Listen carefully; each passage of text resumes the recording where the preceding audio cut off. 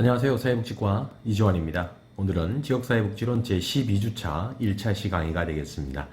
오늘 다룰 주제는 지역사회 자원개발과 후원자 개발에 관한 내용이 되겠습니다.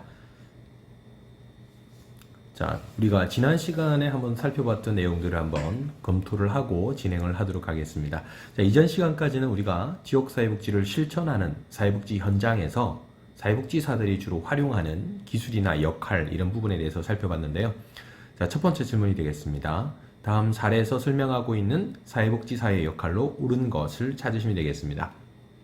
자, 보기가 나와 있습니다.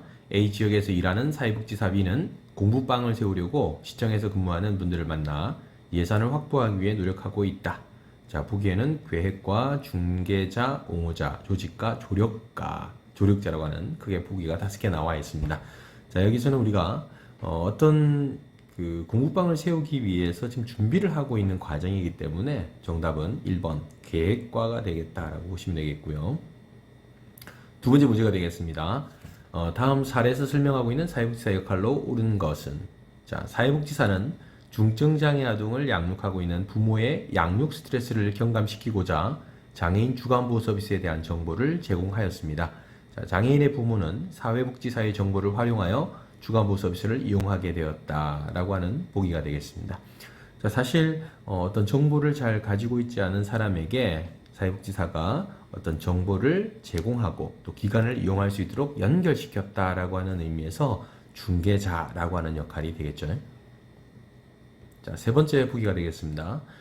다음 사례에서 설명하고 있는 사회복지사의 역할로 옳은 것은, 자, 150만 인구의 A씨는 91개 지역에서 대규모 재개발, 재건축 사업이 동시다발적으로 추진되면서 B동에 거주하고 있던 세입자들은 시급하게 다른 지역으로 이주를 해야 하는 상황이 벌어졌습니다.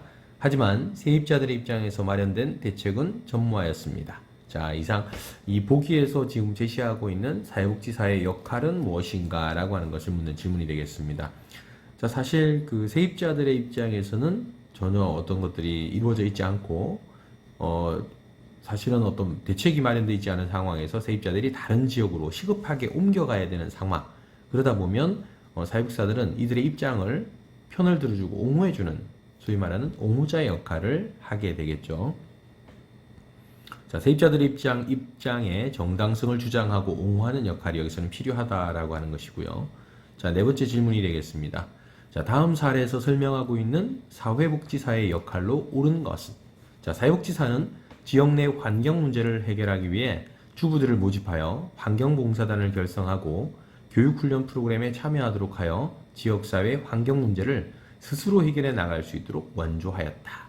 자, 그러면 여기서는 이제 사실 중요한 부분은 조직가와 조력자 혹은 조력가로서의 역할에 대한 구분을 이해하고 있느냐라고 하는 것을 묻는 질문이 되겠습니다.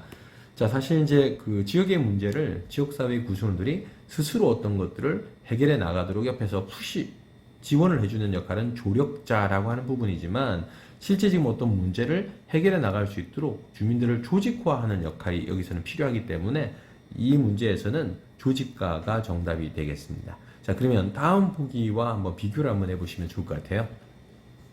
자, 다섯 번째 질문이 되겠습니다. 다음 사례에서 설명하고 있는 사회복지사의 역할로 옳은 것은, 자, 사회복지사는 지역 주민들과 마을의 문제에 대해 이야기를 하다가 도시로 이주하거나 노인들의 사망으로 인해 마을에 빈집들이 방치되어 청소년들의 일탈 장소로 활용되고 있다는 것을 알게 되었습니다. 이에 대한 개선을 원한 주민들이 있다는 것도 알게 되었고, 사회복지사는 이들 주민들을 조직하여 마을 빈집 개선을 위한 사업을 추진하기로 하였습니다. 자, 그러면 일단은 이 문제 자체에서는, 자, 마을의 주민들이 이미 빈집들이 방치되어져서 청소년들이 일탈 장소로서 이것이 활용되어지고 있다라고 하는 것을 알고 있습니다. 그래서 실질적으로 이 사람들이 주민들을 조직해서 마을 빈집을 개선해 나갈 수 있도록 옆에서 지지해주고 조력해주는 역할, 그래서 정답은 조력자로서의 역할이다라고 보시면 되겠습니다. 자, 여섯 번째 문제를 한번 살펴보겠습니다. 자, 다음에 해당하는 지역사회복지 실천 기술은 무엇일까요? 자, 지역사회 내에 다양한 사회복지 관련 기관이 급증하면서 유사한 서비스가 한 사람에게 집중되어 제공되는 것보다 여러 사람에게 배분되어 제공되므로 더 많은 사람들이 혜택을 받도록 할 필요성이 제기되었습니다. 이에 각 기관의 대표자들과 실무자들이 자발적으로 모임을 만들어 정기적인 회의를 통해 공동으로 서비스 계획을 수립하기로 하였습니다. 자, 우리가 이전 시간에 다루었던 사회복지사의 실천 기술이 어떤 것들이 있었을까요? 자, 옹호라든지 연계, 네트워크라든지 조직화라든지 자원개발 및 동원이라든지 인파워먼트라든지 이런 여러 가지 실천 기술들이 있었는데요. 자, 이 부분은 뭐냐면 실질적으로 우리가 COS에서처럼 그 중복 자선이나 구빈 활동을 좀 체계적으로 조직화, 재정비하기 위해서 COS가 만들어진 것과 마찬가지로 서비스가 어떤 특정한 사람에게는 중복적으로 또 어떤 사람에게는 서비스가 제공되지 않는 이런 문제점들을 해소하려면 지역에 있는 다양한 기관들이 서로 연계를 해서 일종의 네트워크를 구축해서 이런 것들을 좀 조정하고 협의해 나가야 하는 것이 필요하다. 그래서 이 문제에서는 연계 기술이라고 하는 네트워크 기술이라고 하는 것이 되겠죠. 지역사회 또는 지역 주민에게 필요한 자원이나 서비스를 연결하거나 서비스의 중복과 누락을 피하기 위한 방법이라고 할 수 있겠죠. 자, 네트워크, 방금 말씀드렸던 네트워크의 기술을 우리가 활용을 하게 되는데 일종의 우리가 활용하게 되는 연계 기술 혹은 네트워크라고 하는 기술이라고 하는 것은 여기에 나와 있는 것처럼 크게 한 5가지 단계로 진행이 됩니다. 첫 번째는 커뮤니케이션이라고 하는 의사소통의 단계가 되겠고, 두 번째는 코아퍼레이션이라고 하는 협력의 과정, 그리고 세 번째는 코디네이션이라고 하는 조정의 과정, 그 다음에 합작을 하거나 협동 작업을 해나가는 콜라보레이션, 그리고 마지막으로 이것을 통합해 나가는 컨페더레이션이라고 하는 통합의 과정이라고 하는 이 5가지 단계를 거치게 됩니다. 이제 1차적으로 본다 그러면 네트워크의 단계는 첫 번째는 의사소통입니다. 가령 이런 게 있을 수 있죠. 우리가 지역 아동센터라고 하는 지역에 작은 기관이 있다라고 하면 운영 예산이 사실 그렇게 많지가 않습니다. 그런데 이런 지역 아동센터가 지역 아동센터를 이용하는 아이들을 데리고 운동회, 예를 들면 체육 행사를 개최하려고 해요. 그러면 자, 체육관이나 운동장을 빌려야 되고 또 행사 관련된 이벤트라든지 여러 가지 준비를 해야 되고 또 행사 물품이라든지 이런 것들을 준비하려고 하다 보면 시간이나 노력이나 혹은 비용이 꽤 많이 들 수 있다는 거죠. 자, 이런 과정에 있다 그러면 단독으로 프로그램을 운영하기보다는 주변에 있는 기관들과 연계해서 어떤 프로그램을 추진해 나가는 것이 훨씬 더 비용 효용성이 높을 수 있고 효율적으로 프로그램을 운영할 수 있다라고 하는 거죠. 그러려면 1차적으로는 이제 의사소통, 커뮤니케이션이 이루어져야 된다라고 하는 부분이고요.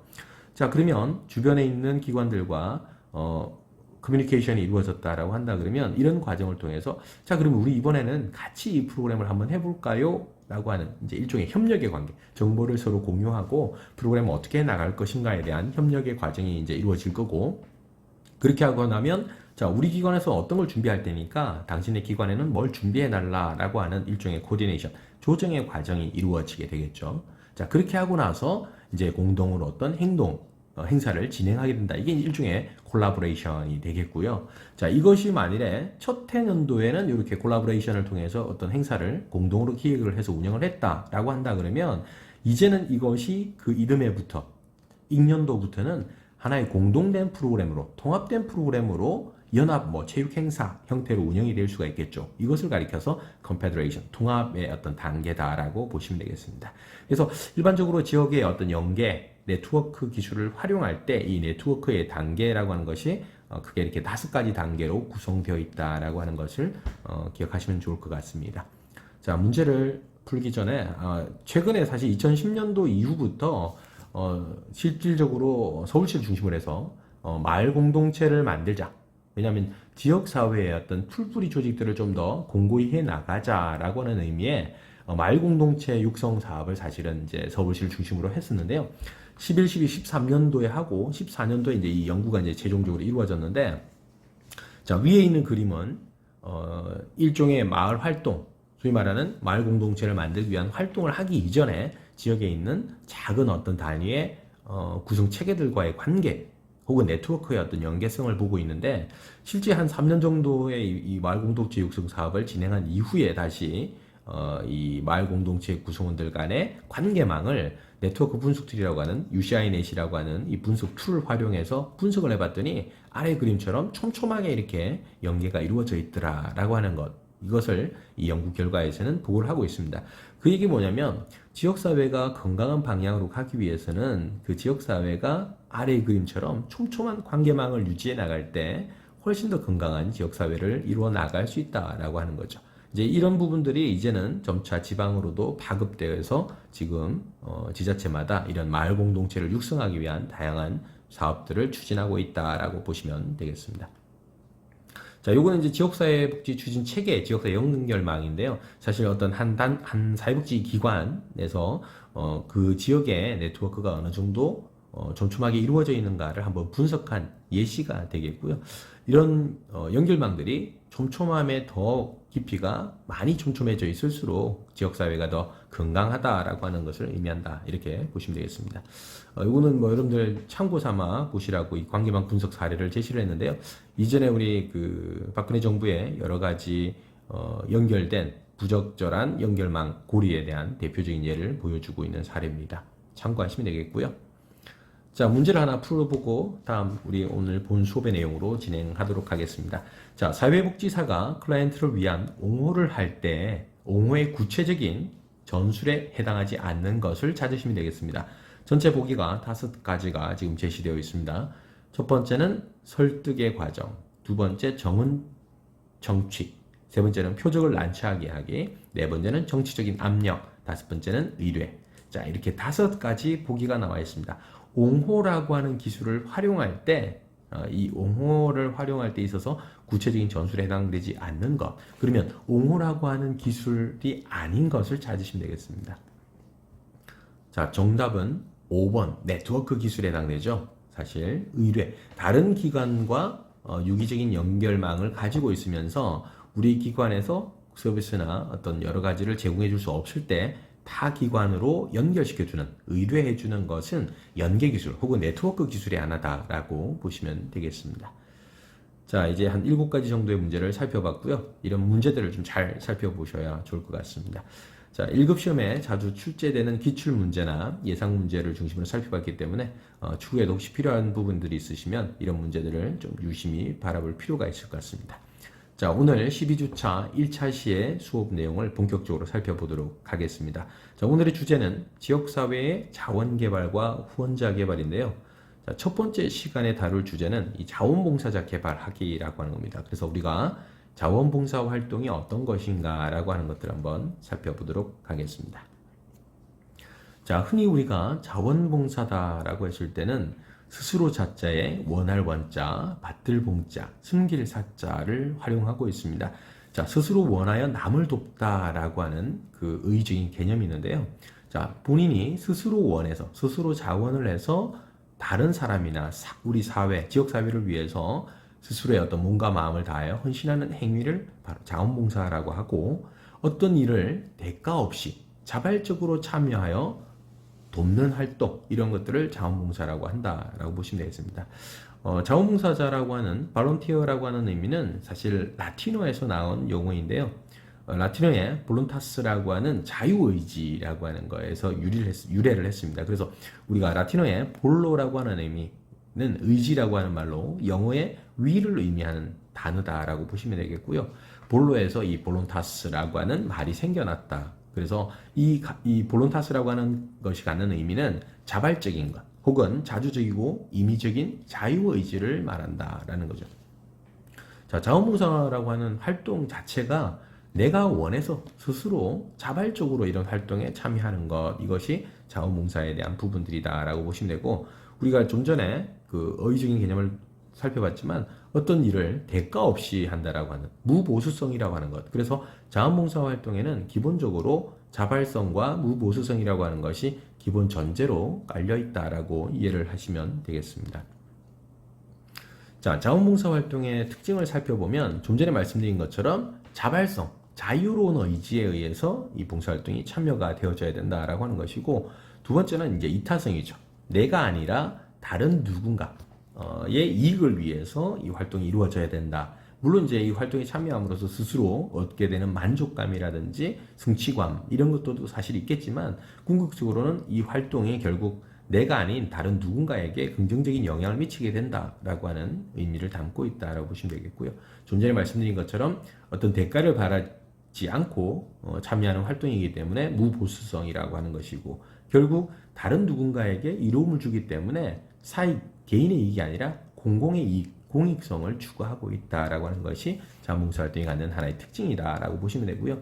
자, 자원봉사활동이라고 하는 것은 이제 개인이 개별적으로 참여하는 활동이다라고 할 수도 있겠지만, 주로 자원봉사활동은 여러 사람들과 함께 조직을 구성해서 이루어지는 활동들이 주로 많습니다. 그래서 조직성이라고 하는 특징도 있고요.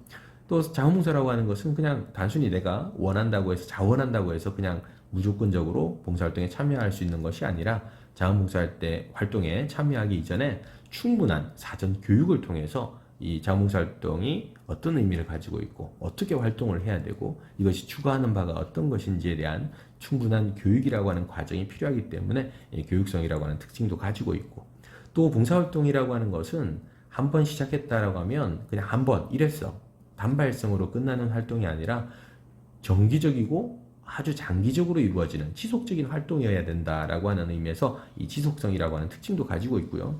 또 개척성이라고 하는 건 뭐냐면, 실제 자원봉사활동이라고 하는 것이 그냥 단순히 노력봉사, 몸으로 직접 뛸 수 있거나 혹은 본인이 가지고 있는 기술이나 능력 이런 것들을 활용하는 자원봉사활동도 있겠지만, 새로운 어떤 봉사활동의 영역을 개척해 나가는 것, 이런 것도 하나의 자원봉사활동이 될 수 있겠죠.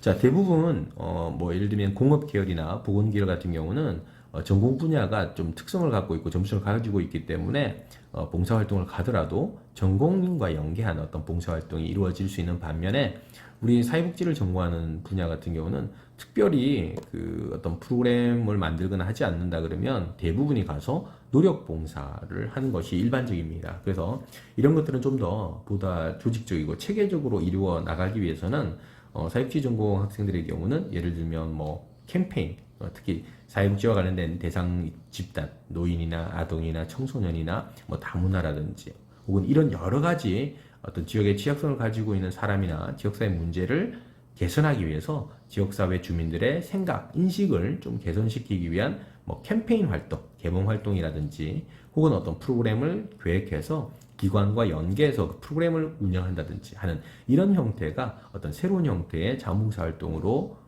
자리 잡을 수 있다라고 하는 거죠. 이게 일종의 자원봉사 활동의 개척성과 관련된 특성이다라고 보시면 되겠습니다. 자, 자원봉사 활동이 그러면 갖는 의미를 크게 한 4가지 측면에서 한번 살펴보려고 합니다. 첫 번째는 국가 사회적 측면에서 어떤 의의를 갖는지, 그리고 활용기관, 자원봉사자들을 활용하는 기관에서는 어떤 의의를 갖고 있고, 자원봉사자 당사자에게는 어떤 측면, 그리고 우리 사회복지적인 측면에서는 어떤 의의가 있는지를 한번 살펴보겠습니다. 먼저 첫 번째, 국가 사회적 측면에서 바라본다 그러면 복지사회 실현을 위해서 공공부문과 민간부문의 협력관계를 구축하는, 다시 말해서 이 자원봉사활동에서 우리가 사회적인 책임을 실현하는데 상당한 역할을 한다라고 하는 의미에서 굉장히 자원봉사활동이 중요한 의미를 갖는다라고 보시면 되겠고요. 우리 사회를 하나로 묶을 수 있는, 사회 통합을 촉진시키는데도 크게 기여할 수가 있다라고 하는 거죠. 좀 전에 자원봉사활동이 개별적인 활동도 있지만 조직성을 기반으로 한다라고 했기 때문에 이 공동체 의식이라든지 연대 의식을 함양할 수 있다라고 하는 부분에서는 상당히 긍정적인 역할을 한다라고 보시면 될 것 같고요.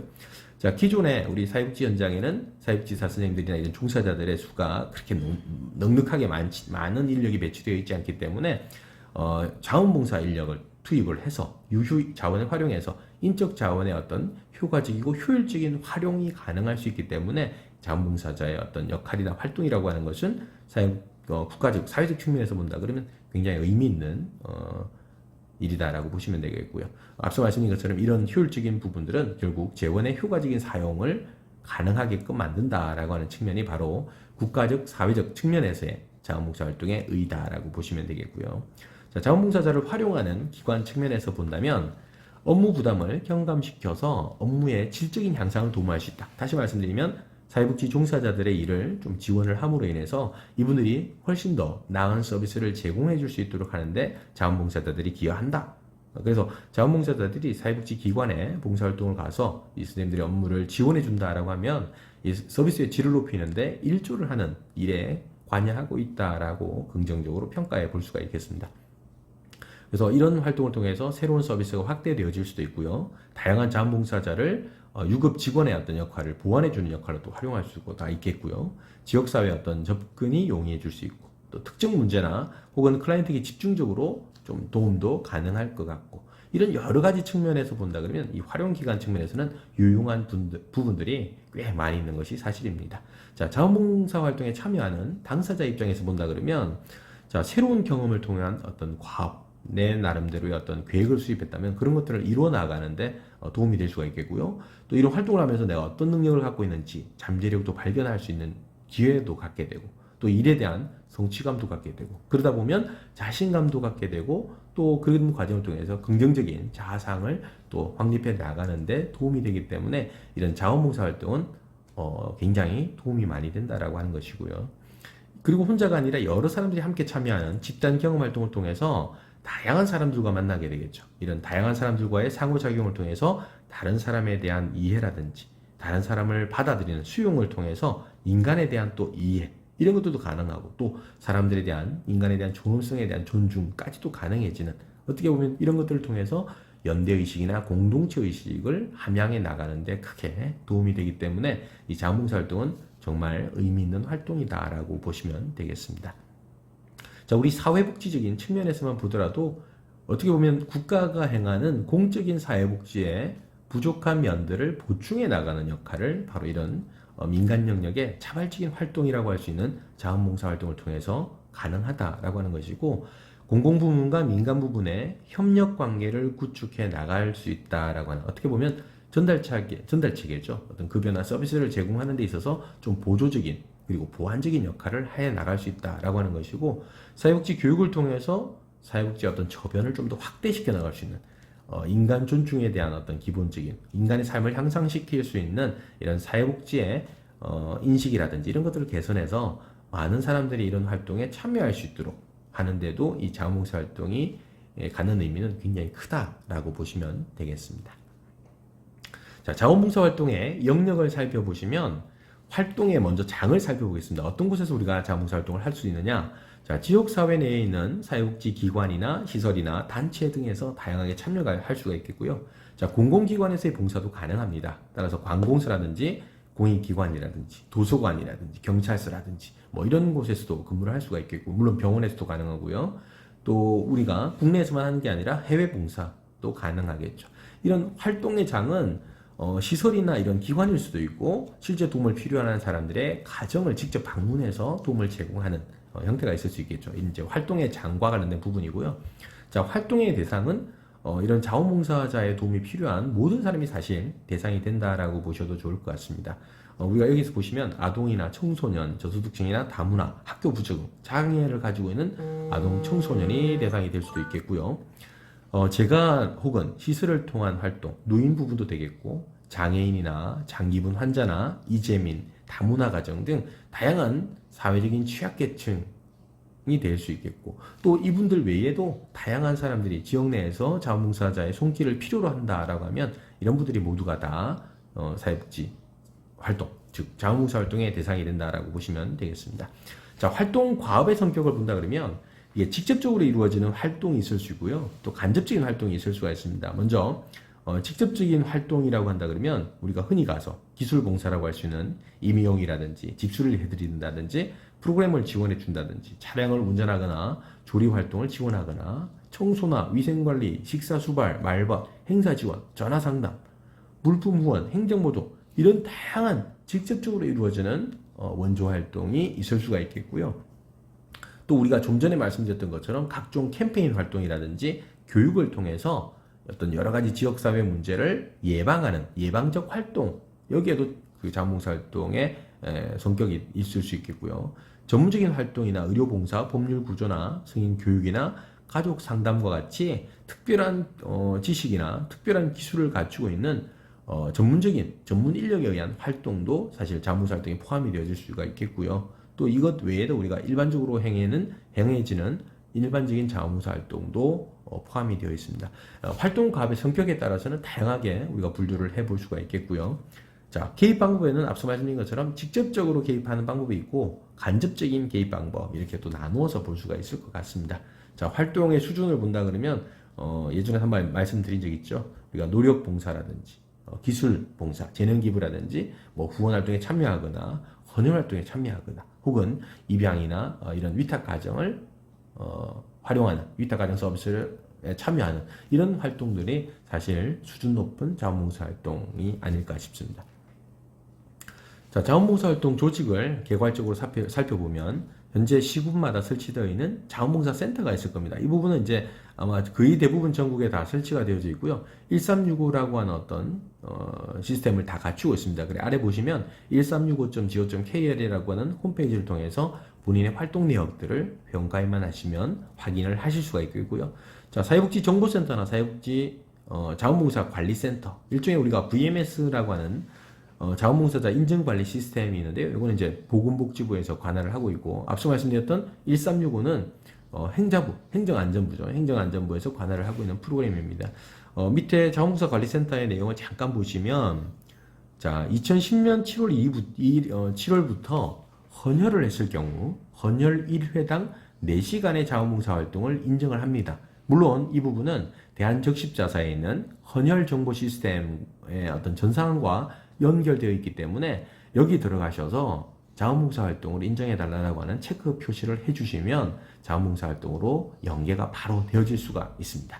이제 사실 이런 부분들을 잘 이제 모르실 수가 있는데요. 또 특히 행정안전부 산하의 1365 시스템과 VMS 시스템이 서로 연동이 되게 하려면 1365나 혹은 VMS에 접속을 하셔서 홈페이지 회원가입 이후에 1365와 VMS의 연계 처리라고 하는 우리 수업 자료 맨 하단 부분, 우측 하단 부분에 보시면 연계 처리에 동의를 하시고 나면 24시간 내에 연계 처리가 바로 됩니다. 그래서 1365 행정안전부 산하의 각종 기관이나 시설에서 봉사활동을 하시거나 혹은 VMS가 운영되어지는 사회복지 인정관리센터에서 봉사활동을 한 내역들이 다 통합적으로 관리되어질 수 있다. 이제 이런 의미로 이해를 하시면 되겠습니다.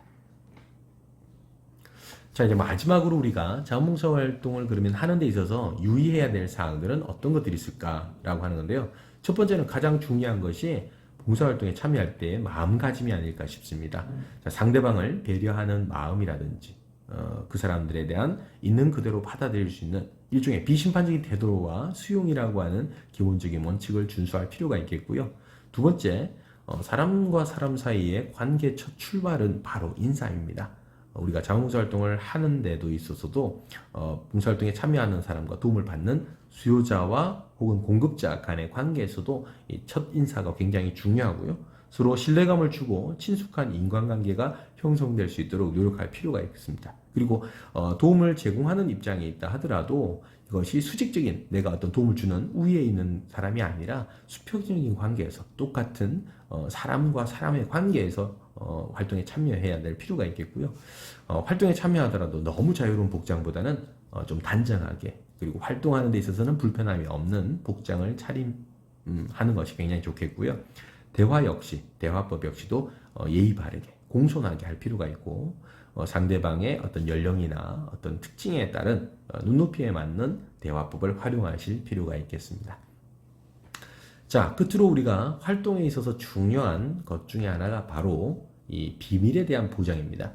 자, 우리가 봉사활동에 참여를 하다 보면 아무래도 시설 내에서 생활하는 개개인의 특징이나 이야기들을 들을 수밖에 없고 또 혹은 제가 방문을 통해서 서비스를 자원봉사활동에 참여를 한다 하더라도 그분들의 어떤 삶이라든지 살고 있는 환경에 대한 부분들 이런 것들이 하나의 어떻게 보면 정보화 될 수가 있는데 이런 것들을 봉사활동이 종료된 이후에 다른 분들과 공유해서는 사실 안 되는 거죠.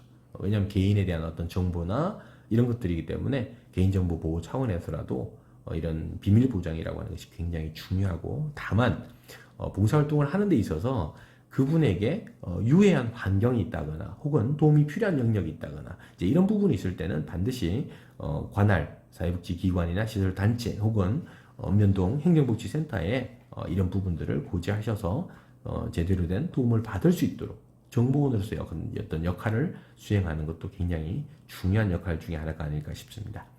자, 활동의 범위, 역할이죠. 내가 지금 참여하는 입장에서는 자원봉사자로 참여하기 때문에 자, 기관에 속해 있는 종사자가 아닙니다. 그래서 종사자가 해야 될 역할과 자원봉사자가 참여할 때, 활동에 참여할 때 자원봉사자의 활동의 범위나 역할이 무엇인가라고 하는 것들을 분명히 하고 활동에 임해 주시면 더 좋을 것 같습니다. 자, 그리고 또 하나는 사실 제 자원봉사 활동이 우리나라의 경우는 2000년대 이후에 굉장히 활발해졌는데요. 자원봉사 활동에 참여하면서 우리가 생각지도 못했던 안전사고라든지 여러 가지 불미스러운 문제들이 발생해 옴에 따라서 봉사활동과 관련된 VMS가 설치 운영되고 있는 자원봉사 인정관리센터에서는 대부분 상해보험을 가입하고 있습니다. 그렇지만 이런 상해보험에도 불구하고 활동 중에 안전사고가 발생하지 않도록 하는 사전교육, 안전에 대한 교육이라든지 활동을 할 때도 보호장구 혹은 예를 들면 뭐 운전을 해서 차량 봉사를 한다든지 했을 때는 굉장히 주의를 기울일 필요가 있겠습니다. 자, 그리고 이제 약속에 대한 준수 부분인데요. 사실 이제 시설에 방문을 해서 혹은 기관에 방문해서 봉사를 할 때나 혹은 도움이 필요한 분들의 객에 가정에 방문해서 봉사를 할 때도 마찬가지입니다. 이런 활동의 가장 기본이 되는 것은 우리가 활동 시간에 대한 준수다라고 하는 거죠. 약속을 했으면 반드시 그 시간을 준수할 수 있도록 하는 것이 좋고, 가능한 약속 시간보다 한 5분에서 10분 정도 먼저 가서 준비를 하고 그 활동에 임해 주시는 것이 훨씬 더 좋을 것 같습니다. 자, 그리고 마지막으로 이제 책임감이 되겠는데요. 그냥 단순히 봉사활동과 관련된 시간을 채우기 위해서 활동에 참여하시는 것보다는 내가 뭔가 오늘 해야 될 과업이라고 하는 것들을 충분히 하고, 내가 도움이 필요하신 분들에게 도움을 제공해서 그분들이 어느 정도 좀 도움을 얻을 수 있도록 하는 나름의 책임감을 가지고 봉사활동에 임할 필요가 있겠습니다. 자, 오늘 사실 첫 시간이었습니다. 그죠? 개괄적인 지역사회 자원개발과 후원자 개발인데, 자, 자원개발이라고 하는 부분에는 인적 자원과 물적 자원, 이렇게 다양한 자원으로 구분할 수 있습니다. 뭐 정보도 사실 자원이 될 수가 있겠고, 시설이나 이런 공간과 같은 것도 사실은 자원으로서의 역할을 할 수가 있습니다. 자, 인적 자본으로 대표되는 자원봉사자를 어떻게 개발하는지에 대한 자원봉사 활동에 대한 내용으로 첫 번째 시간을 살펴봤습니다. 자, 기타 궁금한 사항이 있으시면 구글 클래스룸이나 학과 홈페이지 등을 통해서 문의를 해주시면 자세하게 답변을 드리도록 하겠습니다. 자, 지역사회복지론 제12주차 1차 시강의는 여기서 마치겠습니다. 고맙습니다.